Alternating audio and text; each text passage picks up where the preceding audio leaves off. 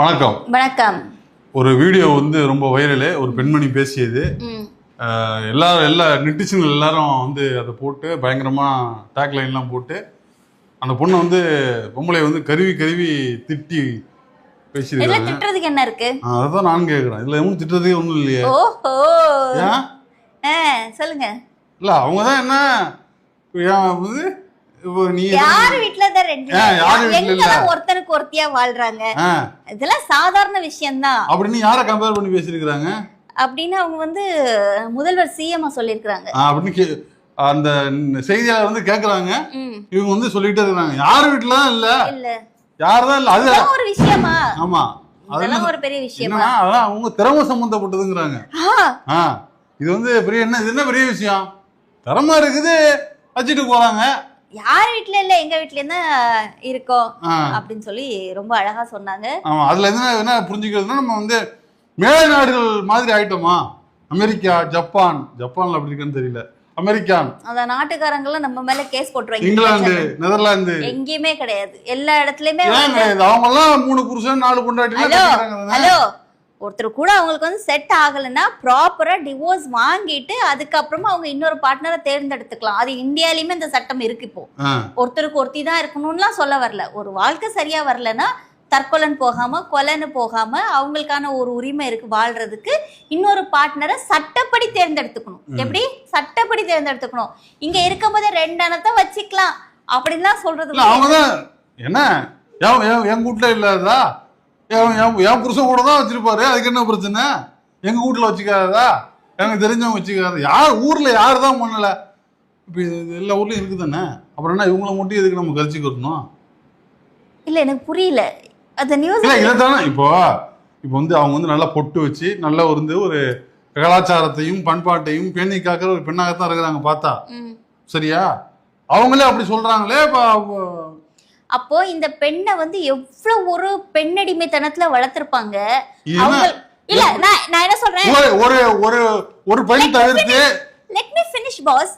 ஒருத்தனுக்கு ஒருத்தின்றதுலாம் இங்க இருக்குன்னு கேட்கக்கூடியவங்க ஒருத்திக்கு ஒருத்தன் தான் இருக்கானா அப்படின்னு இந்த வார்த்தை வந்துச்சுன்னா எல்லா குடும்பத்திலயும் கும்மி அடிப்பாங்களா, அடிக்க மாட்டாங்களா? இல்ல பெண்களை இழிவுபடுத்திட்டீங்க நீங்கெல்லாம் எல்லாரும் என்ன சொல்றோம்? ஒரு ஆம்பளை வந்து 3 பொண்டாட்டி கட்ட முடியும், சரி, ஒரு பொம்பளை 3 புருஷன் கட்டிக்க முடியுமா அப்படின்னு தானே கேக்குறோம். அதான் நானும் கேக்குறேன். அவங்களும் சொல்றாங்க. அவங்க எங்க அதை சொன்னாங்க?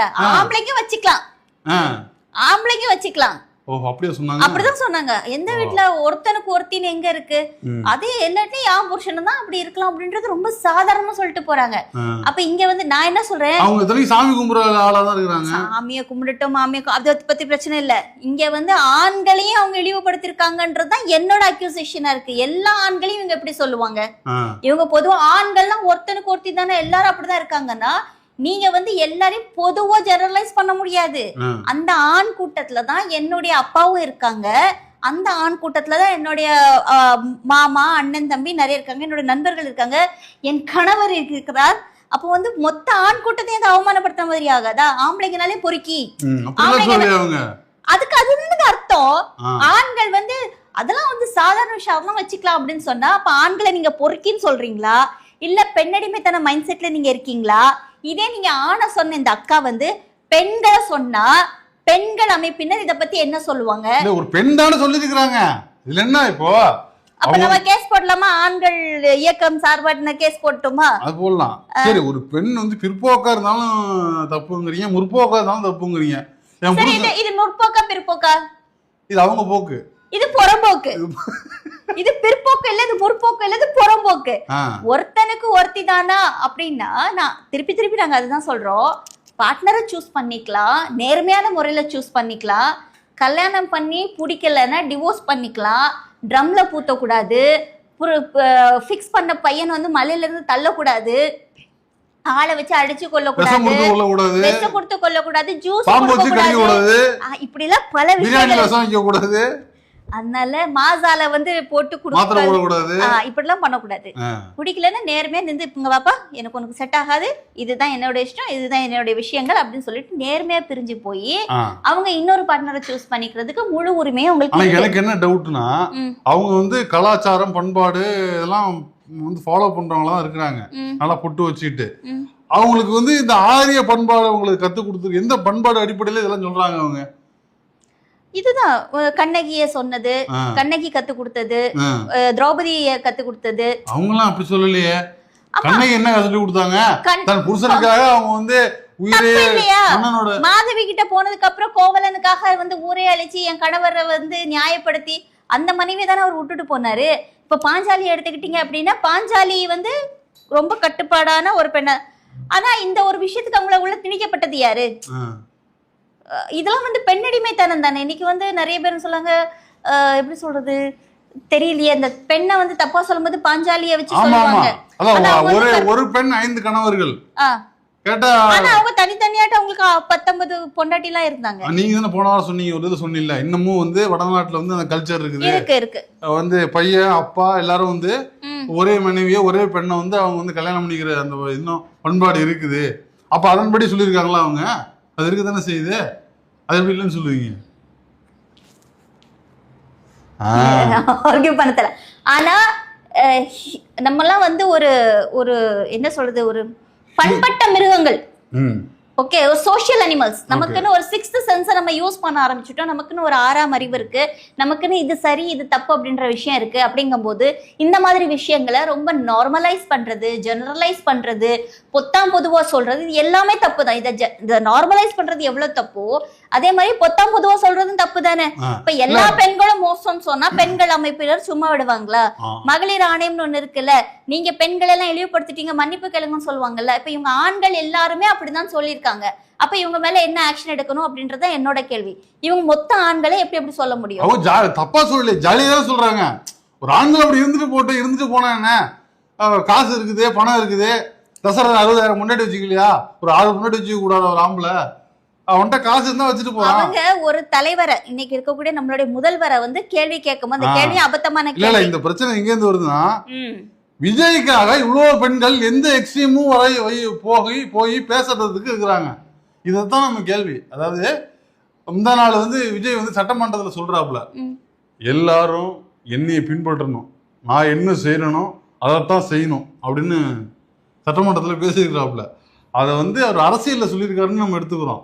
ஆனா பெண்கள் எல்லாம் என்ன பண்றாங்கன்னா, விஜய்க்கு வந்து ஒரு ஒரு எவ்வளவு தூரம் போய் அவருக்கு முட்டு கொடுக்க முடியுமோ, என்ன இப்ப உலகத்துல இல்லாததா அப்படிங்கிற வரைக்கும் போய். ஒரு விஷயம் என்னன்னா, இந்த கேள்வியுமே சமுதாயத்துல தேவையில்லாத ஒரு கேள்வி, அபத்தமான கேள்வி. ஆனா ஒரு தலைவனை நம்ம சூஸ் பண்ணும்போது இந்த தலைவன் இப்படிதான் இருக்கணும், இந்த மாதிரி பண்பட்ட மனிதரா இருக்கணும், இல்ல இந்த மாதிரியான ஒரு அடிப்படை புரிதல் உள்ள நபரா இருக்கணும் அப்படின்றது நமக்கு ஒரு விஷயம் இருக்கு. அது மீறி நம்ம வந்து ஒருத்தரை செலக்ட் பண்றோம், அது அவங்களோட பர்சனல் சொல்லிட்டு கடந்து போகவும் முடியாது. ஏன்னா இன்னைக்கு இருக்கக்கூடிய முதல்வர் விஜய் அவர்கள் வந்து ஒரு சினிமா பின்புலத்துல இருந்து வந்து இன்னைக்கு இந்த இடத்துக்கு வந்திருக்கிறாரு அப்படின்னா அவர் பல கோடி இளைஞர்களுக்கு ஒரு முன்னுதாரணமா இருக்கிறாரு. அப்போ அவர் முன்னுதாரணமா இருக்கும்போது இந்த மாதிரி அவருக்கு பர்சனலா சில பிரச்சனைகள் இருக்கும்போது, நான் சொல்றது தவறு இல்லை, பிரச்சனைகள் இருக்கும்போது அந்த பிரச்சனைகள் சமுதாயத்துல இந்த மாதிரி பேசப்படும் போது இதுக்கு யாரு ரெஸ்பான்சிபிலிட்டி, இல்லை இதுக்கு யாரு வந்து சரி பண்ண முடியும் அப்படின்னா விஜய் அவர்கள் தான் சரி பண்ண முடியும். ஆனாலும் பொதுமக்களாகிய என்ன தப்பு பண்ணாலும் சரி, என்ன பண்ணாலும் சரி, மக்கள் அப்படி அவர் பார்க்கல, அதெல்லாம் கணக்கிலே கொள்ளல. எனக்கு என் தலைவன் தான் முக்கியம். இப்ப என்ன வந்துட்டாங்கன்னா, என் தலைவன் செய்ய போற எதுவுமே தப்பு கிடையாது, என் தலைவன் செஞ்சது எல்லாம் சரி, செய்ய போறதெல்லாம் சரி, அதை கேட்க நீ அவன் அப்படியும் பண்ணுவாரு, அதுக்கு மேலேயும் பண்ணுவாரு, அதை கேட்க நீங்க யார் அப்படிங்கிற இடத்துக்கு அவங்களோட தொண்டர்கள் வந்துட்டாங்கல்ல. இதுக்கு முன்னாடி தான் வந்துட்டாங்களே, என்னன்னு நாங்க அக்காவா இருப்போம், தங்கச்சியா இருப்போம், தேவைப்பட்ட பொண்டாட்டியா கூட இருப்போம் அப்படின்னு சொன்னதும், நான் விஜய் அண்ணா கேட்டாலும் என் புருஷனே என்ன அனுப்பி வைப்பாரு அப்படின்னு சொன்னாங்க. ஆமா, ஒரு லேடி சொல்லிச்சுங்க, நிஜமா சொல்லி பாக்குறதுக்கா இருக்கும் எதுக்கோ, பட் இந்த வார்த்தை எங்க வருது, விஜய் அண்ணா கேட்டாருன்னா என் புருஷனே என்ன அனுப்பி வைப்பாரு. இது யாரா நீங்க? அப்போ இந்த விஷயங்கள்லாம் இதுக்கு இல்ல, அதாவது வயசு அப்படி என்னன்னு தெரியல. இந்த மாதிரியான ஒரு இளம் வயதுல ஒரு அரசியல்வாதி, ஒரு சினிமா நடிகர், ஒருவேளை எம்ஜிஆர் காலத்துல இப்படி இருந்தா நம்மளுக்கு தெரியாது. எம்ஜிஆருக்கும் இதே மாதிரியான ஒரு வயசு அவரு கொஞ்சம் லேட்டா தான் வந்தாரு. ஆனா அந்த திரை கவர்ச்சி. ஆனாலும் இன்னைக்கு வரைக்கும் எம்ஜிஆர் தாத்தாவை வந்து கேரக்டர் அசாசினேட் பண்ண மாட்டாங்க. கலைஞர் தாத்தாவை பண்ற அளவுக்கு எம்ஜிஆர் தாத்தாவும் பண்ண மாட்டாங்க. இப்ப கலைஞர் தாத்தாக்கு 3 மனைவின்னு சொல்லிட்டு எல்லாரும் வாய்க்கிலேயே சோசியல் மீடியால பேசுறதுனா சிறப்புகள் அடிக்கணும்னு தோணும். அவருடைய முதல் மனைவி இறந்துட்டாங்க. கலைஞர் தாத்தாவோட முதல் மனைவி இறந்துட்டாங்க. இறந்ததுக்கு அப்புறம் தான் அவங்க முறைப்படி சட்டப்படி கல்யாண பத்திரிகை அடிச்சு ஊரை கூப்பிட்டு தான் அவரு 2வது கல்யாணம் பண்றாரு. ஓகே, அதுக்கப்புறம் அவருக்கு இன்னொரு ஒரு லவ் வந்துச்சு வச்சு அந்த டைம்ல இருந்தது கூட அது தவறா இருந்தாலும் கூட ஓகே. ஆனா கலைஞர் தாத்தாவால எந்த மனைவியும் அழல. அவர் யாரு 2 மனைவியும் அவர் டிவோர்ஸ் பண்ணல. அவர் வயசானதுக்கு அப்புறம் கூட அவருக்கு தலைமாட்டிலையும் கால் மாட்டிலையும் 2 மனைவியும் அவர்கிட்ட அன்பா இருந்தாங்க. குழந்தைங்க எல்லாரும் ஒன்னா இருக்காங்க. இன்னைக்கு முன்னாள் முதல்வர் நம்ம ஸ்டாலின் ஐயாவா இருக்கட்டும் இல்ல கனிமொழி மேடமா இருக்கட்டும் 2 பேருக்குள்ளால அவ்வளோ அஃபெக்ஷன் இருக்கு. அதை பார்த்தாலே ரொம்ப அன்பா இருக்கும். Because they are brother and sisters. ஆனா நான் என்ன சொன்னேன், கலைஞர் தாத்தாவை கேரக்டர் அசாசினேட் பண்ற நாய்ங்க இன்னைக்கு அப்படியா இருக்கு. அப்பா இன்ஷியல தூக்கின பிள்ளைங்களை நம்ம பார்த்துட்டு இருக்கோம். எதுக்குன்னா குடும்ப பிரச்சனைனால அப்பா இன்ஷியல் போடாத பிள்ளைங்களை நம்ம பார்த்துருக்குறோம். அப்போ அப்படிங்கும் போது அவங்க வீட்டுல ஆல்ரெடி ஒரு பிரச்சனை நடந்துட்டு இருக்கும் போது அதை எப்படி சரி கட்டணும்னு தான் வீட்டுல உள்ள பிரச்சனையை சரி பண்ண முடியாத மனிதர்களால தான் இன்னைக்கு நாட்டிலையும் பல பிரச்சனைகள் நடந்துட்டு இருக்கு. நான் இது சொல்றது வந்து என்னையும் உட்பட உங்களையும் உட்பட ஒரு பிரச்சனை இல்லாத குடும்பமே கிடையாது. நம்ம 2 பேரும் ஒரு நாளைக்கு எவ்வளவு சண்டை போடுவோம். சின்ன சின்ன விஷயத்துக்கு காஃபி போடுங்க, இந்த கப்பாங்க வச்சிட்டீங்க இங்க வச்சிட்டீங்க, நான் அதை செய்யல, சம்திங் இருக்கும். ஆனா அது வந்து பேசி தீர்க்கப்பட வேண்டிய விஷயங்கள். இதை வந்து பொது வழிக்கு வரும்போது இந்த அக்கா முட்டு கொடுத்த மாதிரி இதை வந்து பேசி இன்னைக்கு வைரல் ஆக்குனது. ஆனால் அதுல நிறைய பேர் கீழே வந்து ஆண்கள் தான் திட்டிட்டு போனாங்க. கண்டபடிக்கு திட்டுறாங்கன்னு வச்சுக்கோங்க. எனக்கே அது கோவம் வந்துச்சு. என்னடி உங்க இப்படி எப்படி ஜெனரலைஸ் பண்ண முடியும்? எங்க அப்பா வந்து 70 திட்டினாங்கன்னு தெரியாது. அந்த லேடி இப்படி சொல்லிட்டாங்க. அவங்க தாவே கேட்கறாங்க. தாவே கால உள்ள பெண்கள் சில பேர் இப்படி பேசுறாங்க.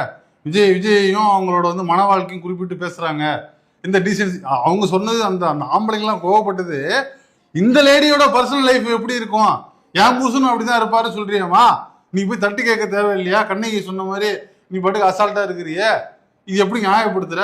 நீ வந்து இப்படி நியாயப்படுத்துறது இன்னொரு பெண்ணுக்கும் இதே மாதிரி ஒரு கஷ்டத்தை ஏற்படுத்தாதா? இன்னொரு வாழ்க்கையில ஒரு பெண்ணுக்கு இதே மாதிரி இருந்துச்சுன்னா அந்த பொண்ணோட புருஷன் கேட்க மாட்டான். பாடுற பொண்டாட்டின்னு எப்படி இப்படி இருக்கணும், இந்த மாதிரி இருக்கடி பொண்டாட்டின்னா நீ தான் இருக்கடி பொண்டாட்டி அப்படின்னு அந்த புருஷன் இந்த பொண்ணை காமிச்சு இந்த பொம்பளையை காமிச்சு நியாயம் கேட்க மாட்டானா?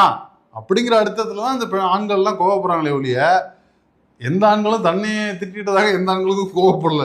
ஏன்னா ஆண்கள் ஆணாதிக்கம் மண்ணுதான் இது. அதனால வந்து அதுக்குள்ள யாரும் போன மாதிரி தெரியல. அது எப்படி நீங்க சொல்றீங்க? நீங்களும் அப்ப அது சப்போர்ட் பண்ற மாதிரி தானே பேசுறீங்க. ஆண்கள் அதை திட்டி பேசலது. இங்க ஆணாதிக்க மனோபாவம் இருக்குதானே செய்யுது. ஆணாதிக்க மனோபாவத்துல இருக்கக்கூடிய ஆண்களுக்கு இந்த வார்த்தை பிடிக்கலையே, நீ எப்படி அப்படி சொல்லுவ அப்படிதான் கேக்குறாங்க. நீ எப்படி எல்லாரும் 2 பொண்டாட்டி வச்சிருக்காங்க, வெளியே இல்லீகல் அஃபேர் வச்சிருக்காங்கன்னு சொல்றதுக்கு நீங்க யாருன்ற கேள்விதான் நிறைய பேர் பண்ணாங்க. அது கரெக்டான கேள்வி தானே. அதை தானே நானும் கேட்கிறேன். நீங்க எப்படி சொல்ல முடியும் எல்லா ஆண்களும் அப்படிதானே? அப்ப எல்லா ஆண்கள்னு வரும்போது என் குடும்பத்துல உள்ள ஆண்கள் அதுல வர்றாங்க இல்லையா? அது நீங்க சொல்லக்கூடாதுல எல்லா ஆண்களும் அப்படிதான் அப்படின்னா அப்புறம் காசு இருக்கா அவங்களுக்கு? என்ன சொன்னாங்க? இது ஒரு நல்ல வார்த்தை சொன்னாங்க. அவங்களுக்கு தகுதி இருக்கா இல்ல அவங்களால முடியுது வச்சுக்கிறாங்கன்றது ரொம்ப என்ன வார்த்தை? பணத்தை தான் சொல்றாங்க. அவங்க கரெக்ட் திறமை இருக்கு, திறமை இருக்கு அதனால வச்சுக்கிறாங்க. ஆமா, யார் எத்தனை பேர் வேணாலும் வச்சுக்கலாம் அப்படிங்கிற. அதாவது அவன் தான் மெயின்டைன் பண்றானயா, அவன் தான் ஹேண்டில் பண்றானே. உங்களுக்கு என்ன பிரச்சனை? அப்ப உங்க குடும்பத்துல எல்லா ஆண்களுமே மைனர் குஞ்சா நாங்க கேக்குறோம். உங்ககிட்ட திறமை இருக்குன்னா திறமை வெளியே காமிச்சோம்னா பருப்பு வந்து ஒரு படத்துல சொல்லுவார்ல, சூர்யா சொல்லுவார்ல, அங்க போய் வித்திருந்தேன்னு உன் பருப்பை வெட்டிருப்பாங்கடி அப்படின்னு. அந்த மாதிரி உங்க ஆண்கள் திறமை எல்லாம் எல்லா இடத்துலயும் போய் காமிச்சாங்கன்னா செருப்படி வாங்கிட்டு தான் அந்த ஆண்கள் எல்லாம் வரணும். அதனால இந்த திறமை எல்லாம் வந்து திறமை கிடையாது. ஏன்னா இன்னைக்கு நிறைய ஆண்கள் ஒரு சில, அதாவது இது வந்து முதல் வீடியோ இல்ல, இதெல்லாம் இந்த அம்மா அந்த லேடி பேசுறது முதல் கிடையாது. இதுக்கு முன்னாடி கிட்டத்தட்ட ஒரு 4 மாசமா அந்த தாவேகா பிரச்சாரம் ஆரம்பிச்சதுல இருந்து பெண்கள் அவருக்கு சப்போர்ட் பண்ணது இடையில பிரச்சனையாகி பொன்ராஜ் வந்து ஒரு வார்த்தையை விட்டு அது சர்ச்சையாகி அது பிரச்சனையாகி அந்த மாதிரி பெரிய கலைபுரம் நடந்ததுக்கு அப்புறமா இப்படி ஒரு ஸ்டேட்மெண்ட். அதுவும் எதிர்த்தாப்புல இருக்கிற செய்தியாளர் வேணுமே அவங்களை வந்து கேட்கறதுக்காக சில கேள்விகளை கேட்கிறாரு. இருந்தாலும் அந்த அம்மா ஆமாண்டா அப்படிங்கிற மாதிரி திரும்பவும் அதை வந்து ஊர்ஜிதப்படுத்துறாங்க. ஆக விஜய்க்கு இந்த மாதிரியான ஃபேன்ஸு, இந்த மாதிரியான பெண்கள் கூட்டம் ஆதரவு வந்து அவருக்கு வந்து இன்னும் என்ன செய்தாலும், அவர் வாழ்க்கையில என்ன செய்தாலும் என்ன ஆயிடுச்சுன்னு பாத்தீங்கன்னா அந்த பிரிவிலேஜ் விஜய்க்கு கொடுக்கப்பட்டிருக்கு. இங்க எதுவுமே தவறு இல்ல, எதுவுமே தவறான வார்த்தை இல்ல, எதுவுமே தவறான ஸ்டேட்மெண்ட் இல்ல. ஏன்னா இப்ப இந்த லேடி பேசுறதே பாத்தீங்கன்னா இல்ல அவங்களுக்கு ஒரு அவங்க வளர்க்கப்பட்ட விதம், அவங்களோட பேக்ரவுண்ட்ல இருந்து பேசலாம் இல்லையா? அதை நம்ம ஏன் அப்படி சொல்லணும்? அவங்க வளர்ந்த விதத்துல அவங்க வந்து பாதிக்கப்பட்டிருக்கலாம். ஒரு விரக்தியில ஒரு வெறுப்புல கூட அவங்க அப்படி பேசலாம். அவங்க ஜாலியா சொல்றாங்களே, ஏன் புருஷனு கூட தான் இருக்கலாம், யாருக்கு தெரியும் அப்படின்றத ரொம்ப கேஷுவலா சொல்றாங்க. எனக்கு என்னால அதை யோசிக்க கூட முடியல. எப்படி உங்களால அவ்வளவு கேஷுவலா சொல்லிக்க முடியுது? என் புருஷனு கூட இருக்கலாம் தெரியாது அப்படின்னா, என் புருஷனுக்கு மட்டும் அப்படியா ஏதாவது இருந்துச்சு அப்படின்ற மாதிரி ஆக்சுவலி மைண்ட் செட் அதான் வச்சுக்கோங்களேன். ஒரு பொசிஷனஸோ இல்லை அது வந்து ஒரு அது எப்படி இல்ல ஒரு சைக்கால ஒரு சைக்காட்டிஸ்ட் மனநிலை நீங்க அணுக முடியாது. அவங்க வந்து மிக உயர்ந்திய எண்ணத்துல ஒரு வைல்ட் ஆங்கிள் ஒரு சைக்காட்டிஸ்ட் பார்வையில தன்னோட தலைவனை வச்சு 80% சைக்கோவா தான் தெரியுது. சைக்காட்டிஸ்ட் ஒரு மனுஷனோட ஒரு வந்து நேக்கடு வியூ வந்து எந்தவித விருப்பமின்றி ஒரு விஷயத்தை அணுகிறது, அந்த மாதிரி தன் தலைவனுக்காக அணுகிருக்கிறாங்க. அப்படி பேசுறவங்க என்ன பேசி இருந்திருக்கணும்? என்னோட தலைவனை பத்தி எதுவும் தெரியாம நீங்க பேசக்கூடாது. ஏன்னா இது வரைக்கும் அவர் ஸ்டேட்மெண்ட் கொடுக்கல. நண்பர்கள் சேர்றது, நம்ம நண்பர்கள் பார்க்கறது, பேசுறதுன்றது ரொம்ப காமனான விஷயம். இதை வந்து அசிங்கப்படுத்தவோ அவதூறுப்படுத்தவோ ஒண்ணுமே கிடையாது. இப்போ அவங்க மனைவிக்கு ஒரு பிள்ளைல சர்ச்சைகள் நடந்துட்டு இருக்கு அப்படின்னா அது வந்து சட்டத்திட்டங்கள் நீதிமன்றங்களுக்கு அது பார்த்துக்கும். அவர் அது இது வரைக்குமே வாய திறந்து எந்த ஸ்டேட்மெண்ட்டும் கொடுக்கல. ஒரே ஒரு ஸ்டேட்மெண்ட் தான் விஜய் அண்ணா கொடுத்திருந்தாரு. அதுக்கெல்லாம் அவ்வளோ வருத்தம்லாம் இல்லைன்னு சொல்லியிருந்தாரு. அன்னைக்கு கூட நான் கோப்பட்டு வீடியோலாம் போட்டிருந்தேன், அது வேற. பட் அதுக்கு அப்புறம் வரக்கூடிய விஷயங்கள் இந்த நிமிஷம் வரைக்கும் அவரோட பதவியேற்பு விழாவுக்கு வந்திருந்தாங்கன்னா நிறைய ஃப்ரெண்ட்ஸ் வந்திருந்தாங்க, அவரோட ஃபேமிலிஸ் வந்திருந்தாங்க. ஸோ இதுல வந்து ஒரு தப்பு கிடையாது. அதனால இது வந்து தெரியாம பேசக்கூடாதுன்னு இந்த லேடி சொல்லியிருந்திருக்கலாம். இல்ல ஒரு தலைவர் இடத்துல இருக்கும்போது நீங்க இந்த மாதிரி தேவையில்லாத கேள்விகளை என்கிட்ட கேட்காதீங்க, இதுக்கெல்லாம் பதில் சொல்ல வேண்டிய அவசியம் எனக்கு இல்லை, நான் உண்மை தெரியாம நான் பேசக்கூடாதுன்னு சொல்லியிருந்தாங்கன்னா அவங்கள நான் வந்து ரொம்ப நான் வந்து ப்ரைஸ் பண்ணியிருப்பேன். ஏன்னா அதுதான் என்னோட பதிலும். உனக்கு உண்மை தெரியாம நீ எதுவுமே வாயை திறந்து பேசக்கூடாது அப்படின்றதுதான் விஷயம். இதை வந்து ரொம்ப நார்மலைஸ் பண்ணி என்ன ஆயிடுச்சுன்னா, இப்போ இங்கெல்லாம் வந்து கள்ள தொடர்பு ஒரு விஷயம் இல்லை, எங்க வீட்டுல இருக்கு, என்ன தெரியும், ஆம்பளைங்களுக்கு இருக்கு, பெண்களுக்கு இருக்கு. இப்ப பெண்களுக்கு இருக்கு, இப்ப நிறைய இடங்கள்ல பிரச்சனை. பெண்களுக்கான குற்றங்கள் அதிகரித்து கொண்டிருக்கிற இந்த சூழ்நிலையில இந்த மாதிரியான ஸ்டேட்மெண்ட் ஆண்களுக்கு வந்து இன்னும் ஒரு என்ன சொல்ற பொறுப்பற்ற தன்மையையும் ஒரு பிரிவிலேஜையும் ஒரு அட்வான்டேஜையும் கொடுக்கறதா இருக்குது. ஏன்னா இன்னைக்கு தனி யாரும் செஞ்சுட்டு இந்த பொம்பளை காரணம் காமிச்சிட்டாங்கன்னா ஈஸியா முடிஞ்சிடும். இல்லை இன்னைக்கு இண்டிபெண்டா எத்தனை லேடிஸ் இருக்காங்க. ஏதோ குடும்ப சூழ்நிலை அவங்களுக்கு விருப்ப விருப்பத்துக்காகவோ அவங்க ஒரு கல்யாணம் ஆகி தனியா இருக்கலாம், இல்ல கல்யாணம் வேண்டாம்னு சொல்லிட்டு இருக்க மனநிலைமையில இருக்க 30 ஆனாலும் ஆமா அவங்க எல்லாரையுமே நீங்க நெருக்கடியா பண்றீங்கல்ல. ஆமா ஆண்கள் இப்படிதான். ஓகே, ஆமா ஆண்கள் இப்படிதான் இருப்பாங்க, அதனால நம்ம யாரை போய் வேணாலும் ப்ரொபோஸ் பண்ணிக்கலாம், யாரை போய் வேணாலும் நாங்க வந்து அப்ரோச் பண்ணிக்கலாம், எப்படி வேணாலும் இருக்கலாம், இதெல்லாம் ஒன்றும் மிஸ்டேக் கிடையாது. அப்படின்னா நீங்க வந்து ஒரு சமுதாயத்துக்கு வந்து ஒரு தவறான ஒரு உதாரணத்தை சொல்றீங்க. தயவு செஞ்சு மக்களே திருந்துங்க, மனசு கொஞ்சம் புத்தியோட நாம சொன்னாலும் திருந்த மாட்டாங்க, அவங்க தலைவன் சொல்லணும். விஜய்க்காக எல்லாரும் இப்படி பேசுறாங்க. விஜய் என்ன சொல்றாரு இந்த கருத்தை பத்தி? இந்த மாதிரிலாம் பேசிட்டு பெண்கள் பேசிட்டு இருக்கிறாங்களே, இந்த பெண்களுக்கு விஜயோட கருத்து என்ன? அட்வைஸ் விஷயம் இல்ல, விஜய் அத பத்தி பேசணும். விஜய் தான் சொல்லணும், விஜய்க்காக தான் பேசுறாங்க அவங்க. விஜய் வந்து உசுர கொடுத்தா நண்பா நண்பீஸ், அக்கா மாமா சித்தப்பா சித்தி அதான் சொல்றோம், மாமா தங்கைகள், இந்த வார்த்தை வந்து பேசுறதே அபத்தம்னு சொல்லும்போது ஒரு முதலமைச்சர் வந்து இதுக்கு பதில் சொல்லணும். முதலமைச்சர் கேட்கல, அண்ணனா தம்பியா மாமாவா மச்சானா கொழுந்தனாரா சகலபாடியா சித்தப்பாவா? நான் சொல்லட்டுமா எங்க அண்ணன் இதுக்கு என்ன பதில் சொல்லுவாருன்னு? எல்லாத்துக்கும் காரணம் இந்த தீய சக்தி திமுக தான். அவ்வளவுதான் முடிஞ்சு.